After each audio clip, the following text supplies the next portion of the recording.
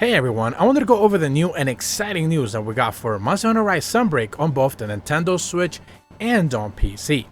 And that's the fact that Capcom took to social media pretty much in the middle of the night here for us here in North America, as they basically went ahead and confirmed that the game has now sold over 4 million copies worldwide. They went ahead and posted in both their official English and Japanese Twitter accounts, and in the Japanese one they actually gave us a little bit more details. In the English one they simply posted Sunbreak news. Monster Hunter Rise Sunbreak has now sold over 4 million copies.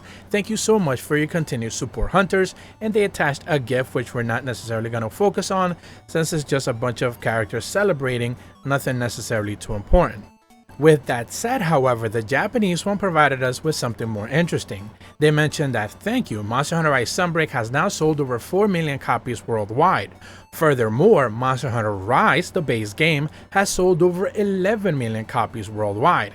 Thank you all hunters for your support. An item pack commemorating this will be delivered on August 24th. So basically, most likely by the time that you're watching this on Wednesday, this will be the day that this will be dropping. So it's the 24th for Japan, but the 23rd for us here in North America, as now patches and any sort of free downloadable content and even event quest will be dropping on Wednesday night when they used to drop on Thursday night. And then furthermore, they went ahead and posted another tweet that basically mentioned that the El Gato pack number 4 is scheduled to be dropped, essentially like I mentioned just minutes ago, later today. They mentioned that you will be receiving 25 max potions, 10 large barrel bombs, 5 great wet fish, 5 heavy armor spheres, and 3 golden eggs. So this is essentially to celebrate that the game has now sold over 4 million copies worldwide, and Rise has sold 11 million worldwide. So that pretty much puts it at about a 15 million or so sold copies together.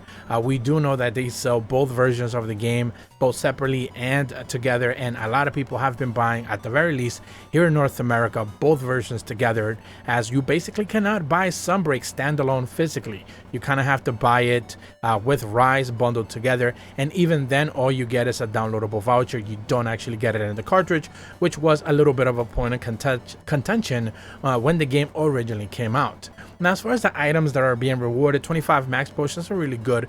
Large barrel bombs, people don't necessarily use them. Even when they put monsters to sleep, someone instantly wakes them up. So large barrel bombs are mostly being stacked in most hunters' banks. They're not necessarily being used all that much. The wet fish themselves are used as food for regen, essentially, so they're pretty good. The heavy armor spheres, I don't know why they keep giving us these. Maybe they should give us the other ones, the higher tier ones. But, you know, they keep giving these. And golden eggs are always good since they're free money. So, you know, they're celebrating 4 million sold for Sunbreak. That's all well and good. But even though I've seen a lot of people kind of directly compare it with World, and it just cannot necessarily be the case. You cannot really compare World since it came out on multiple consoles on day one. Eventually the PC version came out, and there was more. I would actually argue the World version of PC's launch was actually more supported than the Rise launch on PC. It certainly had more visual features and things that were, you know, getting people interested into the game.